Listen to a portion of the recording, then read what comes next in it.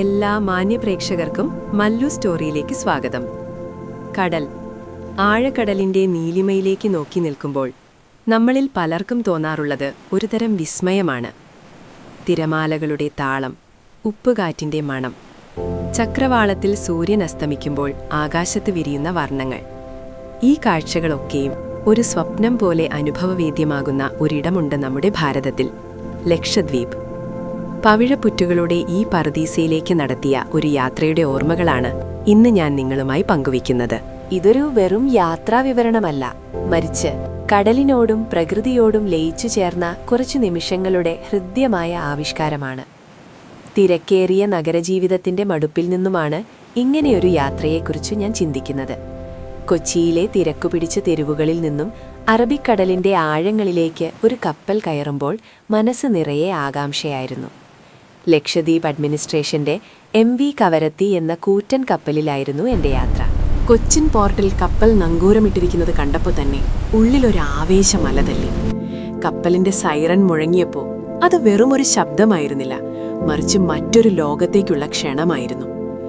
കപ്പലിന്റെ ഡെക്കിൽ വന്നു നിൽക്കുമ്പോൾ കൊച്ചി നഗരം പതുക്കെ പതുക്കെ ദൂരേക്ക് മറയുന്നത് ഞാൻ കണ്ടു. കര കാണാതാവുകയും ചുറ്റും നീലക്കടൽ മാത്രം അവശേഷിക്കുകയും ചെയ്തപ്പോഴുണ്ടായ അനുഭവം വിവരണാതീതമാണ്. രാത്രിയിൽ കപ്പലിന്റെ മുകൾത്തട്ടിൽ കിടന്ന് ആകാശത്തെ നക്ഷത്രങ്ങളെ നോക്കുമ്പോൾ നഗരത്തിലെ വെളിച്ചങ്ങളിൽ നാം കാണാതെ പോകുന്ന പ്രപഞ്ചത്തിന്റെ വലിപ്പം ഞാൻ തിരിച്ചറിഞ്ഞു. തിരമാലകൾ കപ്പലിന്റെ വശങ്ങളിൽ തട്ടിച്ചിതറുന്ന ശബ്ദം ഒരു താരാട്ടുപോലെ തോന്നി. പിറ്റേന്ന് പുലർച്ചെ കണ്ടു തുറഞ്ഞപ്പോൾ കണ്ട കാഴ്ച ജീവിതത്തിൽ ഒരിക്കലും മറക്കാനാവില്ല. അകലെ നീലക്കടലിന് നടുവിൽ ഒരു പച്ചപ്പ്, അതായിരുന്നു അഗത്തി ദ്വീപ്. കപ്പലിൽ നിന്നും ചെറിയ ബോട്ടുകളിലാണ് ഞങ്ങളെ കരയിലേക്ക് എത്തിച്ചത്. വെള്ളത്തിന് ഇത്രയധികം തെളിച്ചമുണ്ടാകുമെന്ന് ഞാൻ കരുതിയിരുന്നില്ല. സ്ഫടികം പോലെ തെളിഞ്ഞ ആ വെള്ളത്തിനടിയിലെ ഓരോ മണൽത്തരിയും പവിഴപ്പുറ്റുകളും വർണ്ണമത്സ്യങ്ങളും എനിക്ക് വ്യക്തമായി കാണാമായിരുന്നു. കടലിന്റെ നിറം അവിടെ കടുംനീലയല്ല, മറിച്ച് മനോഹരമായ ഒരു ടർക്കോയ്സ് നിറമായിരുന്നു. അഗത്തിയിലെ മണൽപ്പരപ്പിൽ ആദ്യമായി കാലുകുത്തിയപ്പോൾ അനുഭവപ്പെട്ട തണുപ്പ് ഇപ്പോഴും എൻ്റെ ഉള്ളിലുണ്ട്. വെളുത്ത മണൽത്തരികൾ വെയിലത്ത് തിളങ്ങുന്നു. ചുറ്റും തെങ്ങുടൽ തലയാട്ടി നിൽക്കുന്ന മനോഹരമായ ഗ്രാമം. ലക്ഷദ്വീപിലെ ആളുകൾ വളരെ നിഷ്കളങ്കരും അതിഥികളെ സ്നേഹത്തോടെ സ്വീകരിക്കുന്നവരുമാണ്. അവരുടെ ഭാഷയിൽ മലയാളത്തിന്റെ ചുവയുണ്ടെങ്കിലും അത് കേൾക്കാൻ പ്രത്യേകമായൊരു ചേലുണ്ട്. അവിടെ നിന്നും ഞാൻ പോയത് ബംഗാരം ദ്വീപിലേക്കായിരുന്നു. മനുഷ്യവാസം കുറവായ, പ്രകൃതി അതിൻ്റെ പൂർണ്ണ രൂപത്തിൽ നിലനിൽക്കുന്ന ഒരിടം. ഒരു ചെറിയ മോട്ടോർ ബോട്ടിലായിരുന്നു അങ്ങോട്ടുള്ള യാത്ര. കടലിന് നടുവിൽ ഒറ്റപ്പെട്ട് കിടക്കുന്ന ആ ദ്വീപ് കണ്ടപ്പോൾ ഒരു നിമിഷം ശ്വാസം നിലച്ചുപോയി. അവിടെയാണ് ഞാൻ ആദ്യമായി സ്കൂബ ഡൈവിംഗ് പരീക്ഷിച്ചത്. വെള്ളത്തിനടിയിലെ ലോകം നമ്മൾ സങ്കൽപ്പിക്കുന്നതിലും എത്രയോ സുന്ദരമാണ്. ചുവപ്പും മഞ്ഞയും നീലയും കലർന്ന പവിഴപ്പുറ്റുകൾക്കിടയിലൂടെ നീന്തി തുടിക്കുന്ന ആയിരക്കണക്കിന് മത്സ്യങ്ങൾ. ഒരു വലിയ ആമ എൻ്റെ അരികിലൂടെ സാവധാനം നീന്തിപ്പോയപ്പോൾ ഉണ്ടായ ആശ്ചര്യം വാക്കുകൾക്കപ്പുറമായിരുന്നു.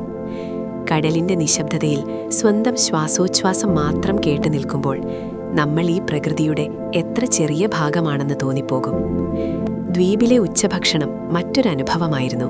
കടലിൽ നിന്നും അപ്പോൾ പിടിച്ചെടുത്ത ഫ്രഷ് മീൻ കറി വെച്ചതും തേങ്ങ ചേർത്ത വിഭവങ്ങളും നാവിൻതുമ്പിൽ ഇന്നും ആ രുചി ബാക്കിയുണ്ട്.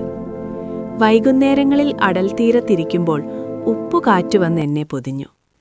ദൂരെ ചക്രവാളത്തിൽ സൂര്യൻ കടലിലേക്ക് താഴ്ന്നു പോകുമ്പോൾ ആകാശം കുങ്കുമ നിറത്തിൽ കുളിച്ചു നിന്നു. ആ നിമിഷം ലോകത്തിലെ സകല വിഷമങ്ങളും മറന്ന് വെറുമൊരു യാത്രികനായി മാറാൻ എനിക്ക് സാധിച്ചു.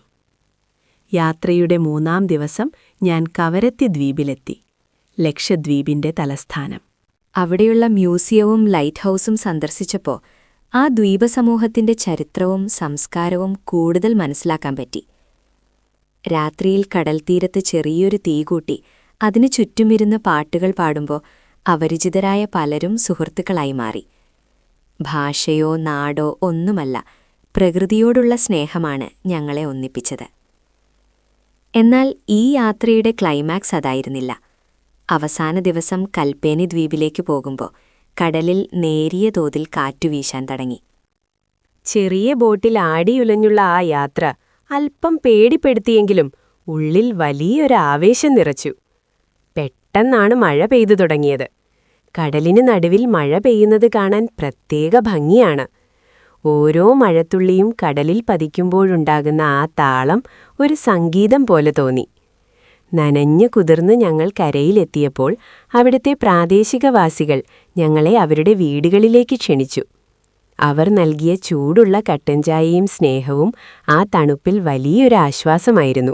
യാത്ര കഴിഞ്ഞ് മടക്കയാത്രയ്ക്കായി കപ്പലിൽ കയറുമ്പോൾ മനസ്സ് നിറയെ സങ്കടമായിരുന്നു. ഇത്രയും കുറഞ്ഞ ദിവസങ്ങൾ കൊണ്ട് ആ ദ്വീപുമായും അവിടുത്തെ പ്രകൃതിയുമായും ഞാൻ അത്രമേൽ അടുത്തുപോയിരുന്നു. കപ്പൽ മെല്ലെ നീങ്ങിത്തുടങ്ങിയപ്പോൾ ദൂരെ മറയുന്ന ദ്വീപിനെ നോക്കി ഞാൻ കൈവീശി. എന്റെ ഉള്ളിലെ പഴയ മനുഷ്യനല്ലായിരുന്നു തിരികെ കൊച്ചിയിലേക്ക് മടങ്ങിയത്. കൂടുതൽ ശാന്തനായ, പ്രകൃതിയെ കൂടുതൽ സ്നേഹിക്കുന്ന, ജീവിതത്തിന്റെ ചെറിയ സന്തോഷങ്ങളെ വിലമതിക്കുന്ന ഒരാളായി ഞാൻ മാറിയിരുന്നു. ലക്ഷദ്വീപ് ഒരു യാത്രയല്ല, അതൊരു തിരിച്ചറിവാണ്. നമ്മൾ കെട്ടിപ്പൊക്കിയ നഗരമതിലുകൾക്ക് പുറത്ത് ഇത്രയും മനോഹരമായൊരു ലോകമുണ്ടെന്ന് തിരിച്ചറിവ്. തിരമാലകൾ ഇപ്പോഴും എന്റെ സ്വപ്നങ്ങളിൽ വരാറുണ്ട്. ആ പവിഴപ്പുറ്റുകളും നീലക്കടലും എന്നെ വീണ്ടും വിളിക്കുന്നതുപോലെ. ഒരിക്കലെങ്കിലും നിങ്ങൾ ആ മണ്ണിൽ കാലുകുത്തണം. കടലിന്റെ ആ ഹൃദയമിടിപ്പ് നേരിട്ടറിയണം. ഈ കഥ നിങ്ങളിൽ ചെറിയൊരു യാത്രാമോഹമെങ്കിലും ഉണർത്തിയിട്ടുണ്ടാകുമെന്ന് ഞാൻ വിശ്വസിക്കുന്നു. പ്രകൃതിയുടെ ഈ വിസ്മയങ്ങൾ നമുക്കെന്നും കാത്തുസൂക്ഷിക്കാം. ഈ വീഡിയോ നിങ്ങൾക്കിഷ്ടമായെങ്കിൽ ദയവായി ഞങ്ങളുടെ ചാനൽ സബ്സ്ക്രൈബ് ചെയ്യുക. പുതിയ കഥകളും വിശേഷങ്ങളും നിങ്ങളിലേക്ക് വേഗത്തിലെത്തുന്നതിനായി ആ ബെൽ ബട്ടൺ കൂടി ഒന്ന് അമർത്തുക. നിങ്ങളുടെ ഓരോ അഭിപ്രായങ്ങളും ഞങ്ങൾക്ക് വിലപ്പെട്ടതാണ്. അതുകൊണ്ട് നിങ്ങളുടെ അഭിപ്രായങ്ങൾ താഴെ കമന്റ് ബോക്സിൽ രേഖപ്പെടുത്താൻ മറക്കരുത്. മറ്റൊരു മനോഹരമായ കഥയുമായി നമുക്ക് വീണ്ടും കാണാം. അതുവരെ എല്ലാവർക്കും നന്ദി, നമസ്കാരം. വിട പറയുന്നു.